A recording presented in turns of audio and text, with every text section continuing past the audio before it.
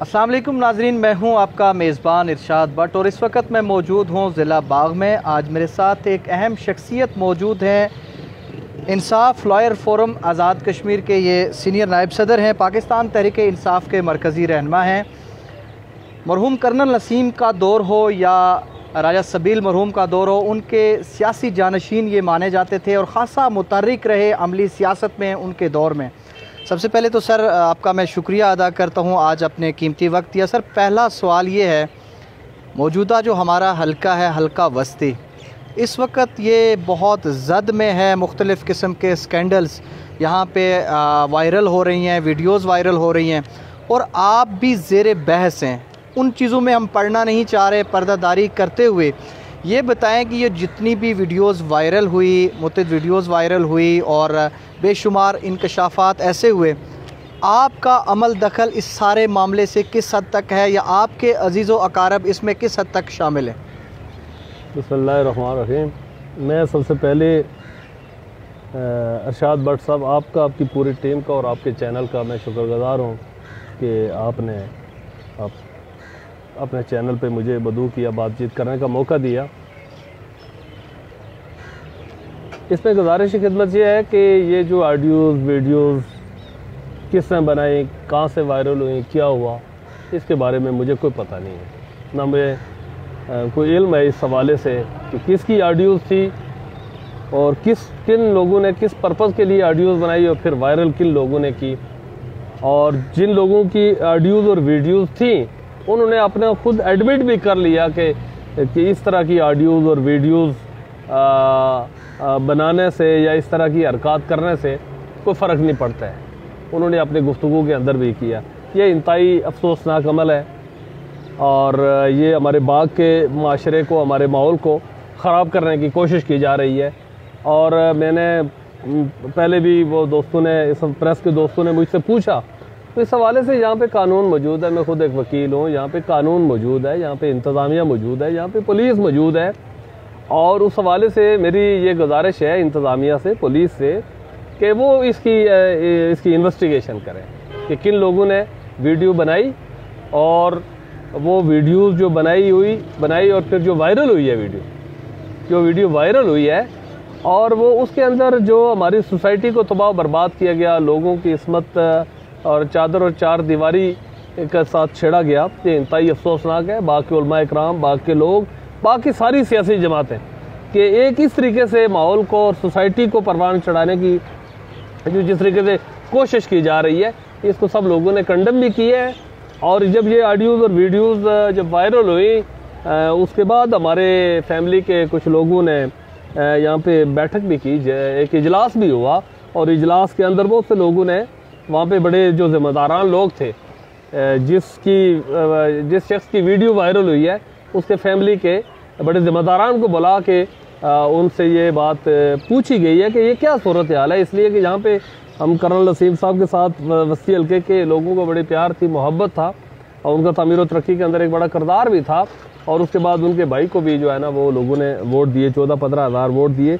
10-15 साल से लोगों की एकजुट उनके साथ थी। तो उनको जब बुलाया प्रोफेसर जलील साहब को, तो उन्होंने भी इसकी मजम्मत की और वो इजलास हुआ, उसमें भी लोगों ने एक करारदाद भी पेश की, इसके हवाले से एक मजम्मती करारदाद भी पेश की और इंतज़ामिया से भी गुजारिश की कि इस हवाले से इंतज़ामिया इस पर एक्शन ले और इसके ख़िलाफ़ जो है ना कानूनी कार्रवाई होनी चाहिए।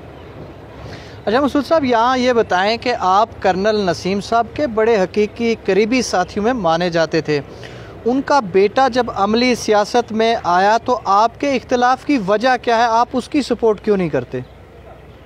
मैं तो खुद एक सियासी कारकुन हूँ, 20-25 साल से बाग के अंदर सियासत कर रहा हूँ। अल्लाह का शुक्र है कि हमारे ऊपर कोई इस तरह का दाग दबा या कोई ऐसी चीज़ नहीं है। हम सियासत करते हैं इज़्ज़त के लिए, वक़ार के लिए, लोगों के मसाइल के हल के लिए, लोगों की महरूमियत ख़त्म करने के लिए। और ये जो सवाल था, ये तो आप कर्नल नसीम साहब की जो फैमिली के मेम्बरान हैं, आप उनसे भी पूछ सकते हैं। कर्नल नसीम साहब एक अच्छे इंसान थे, बावकार शख्सियत थे, उन्होंने बाग के अंदर बहुत तामीर व तरक्की की है और मुझे फ़ख्र है कि मैं उनके साथ चला हूँ। एक गैरतमंद और बावकार शख्सियत का हमने साथ दी है। तो उसका बेटा होना, मैं मरूसियत के तो वैसे भी ख़िलाफ़ हूँ। बेशक मैं तो मरूसियत के वैसे भी ख़िलाफ़ हूँ कि कोई बंदा, कोई किसी का कोई बेटा है तो उसका बाप वज़ीर-ए-आज़म था तो वज़ीर था, तो उसका बेटा भी आगे करना हो जाए, उसका पोता भी आगे जो है ना वो सियासत करना शुरू है। यहाँ पे जमहूरी हक है हर इंसान को कि वो अपने उसके लिए स्ट्रगल करे, अपना किरदार अदा करे, अपने मेहनत की बुनियाद पे वो आगे आए और आके यहाँ पे अपना मकाम हासिल करे, यहाँ पे इलेक्शन लड़े। अच्छा ये बताएं सर कि वस्ती हलके को अगर हम ज़ेर बहस लाएँ तो इस वक्त तक तकरीबन पाकिस्तान तहरीक इंसाफ के अंदर ही तकरीबन 10 से 15 रहनुमा नमूदार हो चुके हैं, और भी तवक्को की जा रही है कि कुछ पैराशूट नुमाइंदे जो है वो लॉन्च हो सकते हैं। इसको किस नज़र से आप देख रहे हैं? इसमें गुजारिश ये है कि पार्टी के अंदर तो किसी को शामिल होने से तो कोई रोक नहीं सकता। पार्टियाँ तो आवाम से ही होती हैं, लोगों से ही होती हैं, कोई पार्टियों के अंदर शामिल होती है। जो आपने कहा कि 10-15 जो उम्मीदवार हैं, तो उसमें गुजारिश ये है कि इलेक्शन तो किसी एक को टिकट तो किसी एक को ही मिलना है। अच्छा, तो पार्टी जिसको टिकट देगी, यकीनन हम समझते हैं कि उसमें हमारा बड़ा एक अहम कलीदी किरदार होगा।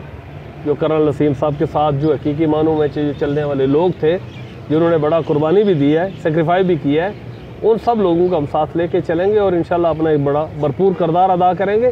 पार्टी डिसीजन करेगी, अभी तो इलेक्शन के 8-9 माह अभी रहते हैं, उस वक्त हम इस हवाले से एक डिसीजन करेंगे, मजबूत डिसीजन करेंगे और एक अच्छा उम्मीदवार लोग जिसको मर्ज़ी और लोगों की मर्ज़ी और मंशा के मुताबिक हम इंशाल्लाह इलेक्शन के अंदर हम अपना उम्मीदवार रहेंगे। क्या वस्ती हलके में आप खुद पार्टी के लिए टिकट के उम्मीदवार हैं या नहीं? देखिए, एक तो हमारी पार्टी का जो ज़ाब्ता है उसके अंदर कोई बंदा उम्मीदवार नहीं बन सकता है। ज़ाब्ते की अगर वो खिलाफ वर्जी होती है, इसलिए कोई बंदा अपने आप को डिक्लेयर नहीं करता। पार्टी अगर कहीं मुझ पे एतमाद का इज़हार करते हो तो इंशाल्लाह अपना भरपूर हम किरदार अदा करेंगे। अच्छा सर, चूँकि ये तो चले हल्के के हवाले से सवालात हो गए, आप ये बताएं कि इस वक्त चूँकि आपकी पार्टी जो है पाकिस्तान में इक़्तिदार में है और जीबी का बड़ा नाजुक तरीन मसला है, और कश्मीरियों की ये राय है, अक्सरियतियों की ये राय है कि जीबी को किसी सूरत में सूबा बनाने से जो है वो तहरीक आज़ादी कश्मीर पे मनफी असरात जो है मुरतब होंगे। पाकिस्तान तहरीक इंसाफ से आपका ताल्लुक़ है, आप इस फैसले को किस हैसियत से देखते हैं? उसमें गुजारिश है, एक तो पहली बात में बिल्कुल ये मैं एडमिट मानता हूँ, ये बात कहता भी हूँ कि गिलगित बल्तिस्तान जो रियासत जम्मू कश्मीर का हिस्सा है, और गिलगित बल्तिस्तान इस हवाले से भी मैं ये कहूँ कि गिलगित बल्तिस्तान के लोगों को उनका जो बुनियादी जो हुकूक थे वो उनको नहीं मिले, उनको मिलने चाहिए। अगर उनको हुकूक मिल रहे हैं तो मिलने चाहिए। और दूसरी बात यह है कि मैं इस मरहले पे इमरान खान साहब का भी शुक्रगुज़ार हूँ कि जिस तरीके से अक़वाम मुत्तहिदा के अंदर जाके उन्होंने कश्मीर के हवाले से उन्होंने बात रखी और सीधा मुतालबा उन्होंने ये रखा कि अक़वाम मुत्तहिदा की जो करारदादें हैं उसके मुताबिक कश्मीरियों का जो है ना वो उनका हक के रायदही जो है ना कश्मीरियों को यहाँ पे राय शुमारी का मौका मिलना चाहिए। उस हवाले पे से तो इमरान खान साहब ने तो बड़े दबंग तरीके से उस हवाले से अपना एक किरदार अदा किया है।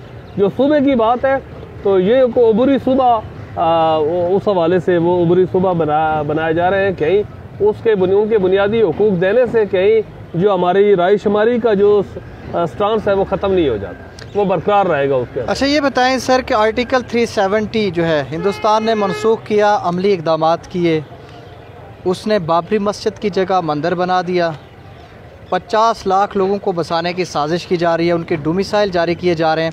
अगर बात आज़ाद कश्मीर की करें, ख्वाह हमारा वकील हो, हमने अमली इक़दाम के बजाय press conference, all parties conference, इस तरह की चीज़ों पे ज़ोर दिया है। क्या आप समझते हैं कि ऐसे हम मसला कश्मीर को दुनिया के सामने उजागर कर सकेंगे? इसमें आपने जो गुजारिश की है ना कि जो 370 है ना, 370 बेसिकली है क्या, वो तो एक जो महाराजा ने जो 35 से जो दिया था ना कश्मीरियों का स्टेट सब्जेक्ट के हवाले से, 35 से की प्रोटेक्शन थी 370 में इंडियन कॉन्स्टिट्यूशन में।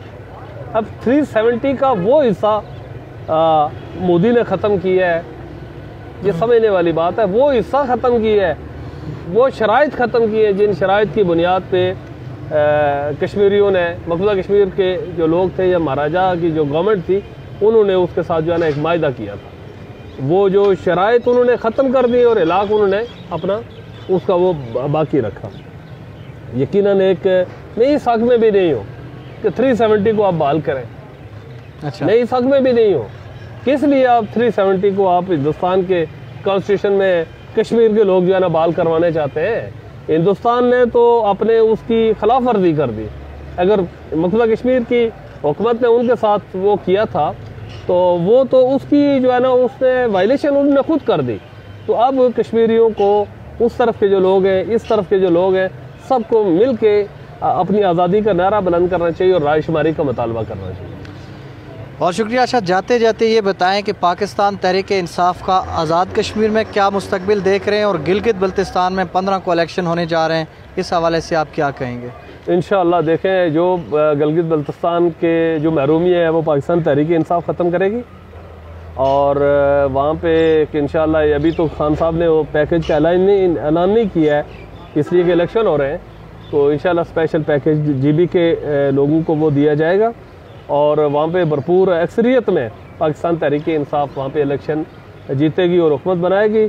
और आज़ाद कश्मीर के अंदर भी आप देखेंगे कि यहाँ के जो महरूमी है लोगों की वो इंशाअल्लाह यहाँ पे ख़त्म होगी, और जब इलेक्शन होंगे आज़ाद कश्मीर के अंदर पाकिस्तान तहरीक इंसाफ हुकूमत बनाएगी, और आज़ाद कश्मीर के वज़ीर आज़म इंशाअल्लाह बरसत सुल्तान महमूद चौधरी होंगे।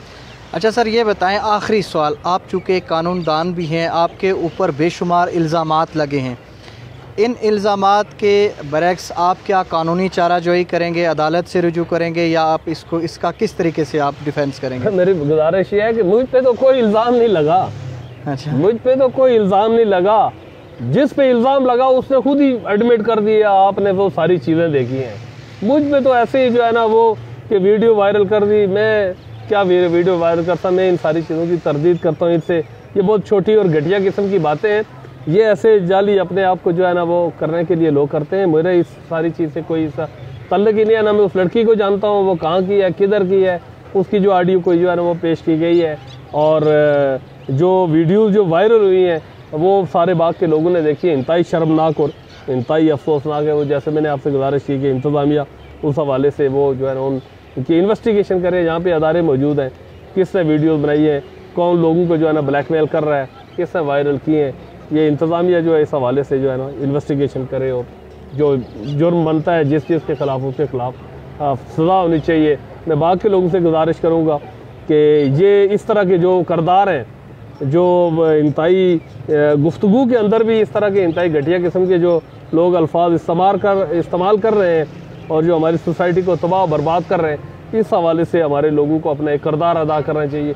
ऐसे मनफी अनासर का कला कम होना चाहिए। गुफ्तगू की बात की आपने, तो एक सवाल और जहन में आ गया कि गुज़श्ता 3-4 रोज़ कबल हमारे मिनिस्टर जो हैं वज़ीर जंगलात, वो एक जगह दौरे पे जा रहे थे, तो वहाँ पे औरतों ने, ख़वातीन ने उनका रास्ता रोका और अपना एहतजाज रिकॉर्ड करवाने की कोशिश की।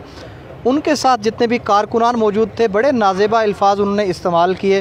क्या एक लीडर और कारकुनान को ऐसा होना चाहिए? नहीं, ये तो मैं सच्ची बात है कि जिस लड़की ने पानी मांगने के लिए कि हमें पानी नहीं है, पानी की सहूलतें हैं, तो वो यकीनन वज़ीर मौसूफ को जो है ना उनकी बात को एड्रेस करना चाहिए, उसके मुतालबे को करना चाहिए। और उनके लोग वोट इसीलिए देते हैं, हमें कोई झंडियाँ और गाड़ियाँ लोग वज़ीरों को इसलिए नहीं उनको देते हैं कि वो अपनी सैर सपाटे करें, बल्कि लोगों की खिदमत करें। मैं मुबारकबाद पेश करता हूँ अपनी उस बहन मारिया शफीक को कि जिसने जुर्रत, बहादुरी, हिम्मत से खड़ी हुई आके घड़े रख के कि ये जो घड़े हैं ये आपसे सवाल कर रहे हैं, उसने एक और प्रोटेस्ट का एक तरीका निकाला है। मैं उसको मुबारकबाद देता हूँ, और उसकी बड़ी जेनवन उससे जो गुफ्तगू भी की सारी की है, वो किसी कारकुन ने या कि ऐसी कोई नाजेबा को अल्फाज इस्तेमाल किए हैं तो वो ज़्यादती है। उनको इस तरह से हमारी नहीं करनी चाहिए। हमारी सोसाइटी और तरह की है, हमारी माएँ बहनें जो है ना लाती तो हमारी सोसाइटी के अंदर पानी तो ख्वातीन ही लाती है ना, तो मर्द तो लाते नहीं है, तो ख्वातीन है, तो ख्वातीन ने अपने दुख दर्द तकलीफ को सामने रखते हुए वो अपने घड़े उठा के तो मिनिस्टर साहब की गाड़ी की आगे रखती है। तो मिनिस्टर साहब को ये उनके मसाइल को हल करना चाहिए। बहुत शुक्रिया। हमारे साथ मौजूद थे सीनियर रहनुमा मसूद एडवोकेट साहब। इनका मौक़िफ़ भी आज आपने सुना, गिलगित बल्तिस्तान के हवाले से उसका मौक़िफ़ भी आपने सुना। यकीनन आप इनकी गुफ्तगू के बाद अपनी राय का इज़हार कमेंट्स में करेंगे। मुझे दीजिए इजाज़त, अल्लाह ने के बाद। Thank you very much.